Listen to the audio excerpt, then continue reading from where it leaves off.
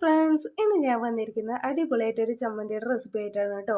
നമുക്ക് പൊതിച്ചോറിൻ്റെ കൂടെയും ലഞ്ചിനൊക്കെ നമുക്ക് ചോറ്റുപാത്രത്തിൻ്റെ കൂടെയൊക്കെ കൊടുത്തയക്കാൻ പറ്റിയ അടിപൊളി ഒരു ചമ്മന്തിയാണ്. അപ്പോൾ നമുക്കിത് എങ്ങനെയാണ് തയ്യാറാക്കാൻ നോക്കിയാലോ. ആദ്യമായി ഞാനിവിടെ ഒരു ചട്ടി ചൂടാക്കാൻ വെച്ചിട്ടുണ്ട്. അതിലേക്ക് നല്ല നാടൻ പച്ചവെളിച്ചെണ്ണയാണ് ചേർത്ത് കൊടുത്തിരിക്കുന്നത്. പിന്നീട് ഇതിലേക്ക് ഒരു 1.5 പപ്പടം കീറിയതാണ് അതും കൂടി ചേർത്ത് കൊടുത്തൊന്ന് മൂപ്പിച്ചെടുക്കുന്നുണ്ട്. അപ്പോൾ ഇതിലെ മെയിൻ താരം നമ്മുടെ പപ്പടം തന്നെയാണ് കേട്ടോ. അപ്പോൾ അത് മാറ്റി വെച്ചതിന് ശേഷം ഒരു 10 ചുവന്നുള്ളിയാണ്. അത് ഇതൊന്ന് പച്ചമണം വാടണ വരേക്കും ഈ വെളിച്ചെണ്ണയിൽ ഇട്ടിട്ടൊന്ന് മൂപ്പിച്ചെടുക്കുന്നുണ്ട്. ശേഷം നമ്മൾ ഇതിലേക്ക് കുറച്ച് കറിവേപ്പില, ഒരു 2 തണ്ട് കറിവേപ്പില മതി, അതും ഇതിലേക്ക് ഇട്ടിട്ടൊന്ന് വാട്ടിയെടുക്കുന്നുണ്ട്.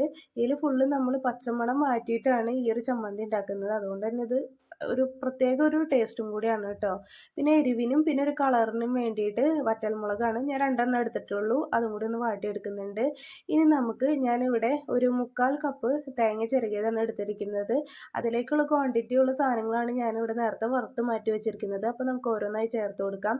ആദ്യമായി വറ്റൽമുളക് നമ്മൾ വാട്ടിയതും പിന്നീട് കറിവേപ്പിലയും ശേഷം നമ്മൾ ഉള്ളിയും കൂടിയും ചേർത്ത് കൊടുക്കുന്നുണ്ട്. ഈ ടൈമിൽ നമ്മൾ ഉപ്പ് ചേർക്കേണ്ട ആവശ്യമില്ല, കാരണം പപ്പടത്തിൽ ഓൾറെഡി ഉപ്പുണ്ട്. അപ്പോൾ അത് നോക്കിയിട്ട് ഉപ്പിടേണ്ട ആവശ്യമുള്ളൂ കേട്ടോ. അപ്പോൾ വറുത്ത് കോരി വെച്ചിരിക്കുന്ന എല്ലാ ഐറ്റംസും നമ്മൾ ഇതിലേക്ക് ചേർത്ത് കൊടുക്കുന്നുണ്ട്. പിന്നീട് ഇതിലേക്ക് പുളിക്ക് ആവശ്യമായിട്ടുള്ള പുളി നമ്മൾ ചേർത്ത് കൊടുക്കുന്നുണ്ട് കേട്ടോ.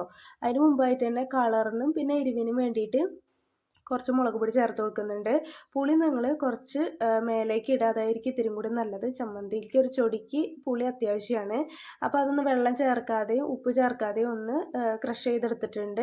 അതിന് ശേഷം നമ്മൾ പപ്പടം കൂടി ചേർത്ത് കൊടുത്തിട്ട് നല്ല രീതിയിലൊന്ന് അടിച്ച് സെറ്റ് ചെയ്തെടുത്തിട്ടുണ്ട്. ഇപ്പോൾ ഇതിലേക്ക് ഞാൻ ഉപ്പൊന്നും ചേർത്തിട്ടില്ല, കാരണം പപ്പടത്തിൽ ഉപ്പുള്ളത് കൊണ്ട് തന്നെ ഇതിൽ പാകത്തിന് ഉപ്പാണ്. പിന്നെ നിങ്ങളുടെ ടേസ്റ്റിനനുസരിച്ച് ഉപ്പ് ചേർത്ത് കൊടുക്കുക. പിന്നെ ഇതിലേക്ക് വെള്ളവും ഒട്ടും തന്നെ ആഡ് ചെയ്ത് കൊടുത്തിട്ടില്ല. അപ്പോഴാണ് നമുക്ക് ഈ ഒരു പരുവത്തിൽ നമുക്ക് ഉണ്ട ഉരുട്ടി എടുക്കാൻ പറ്റുന്ന രീതിയിൽ കിട്ടുള്ളൂ. ഇപ്പോൾ കണ്ടില്ലേ എത്ര പെട്ടെന്ന് തയ്യാറാക്കാൻ പറ്റുകയെന്ന്. അപ്പോൾ നമുക്ക് പണ്ട് കാലം തൊട്ടലേ തയ്യാറാക്കുന്ന ഒന്നാണ്. അപ്പോൾ നിങ്ങളും ഈ പപ്പട ചമ്മന്തി ഒന്ന് ട്രൈ ചെയ്യുക.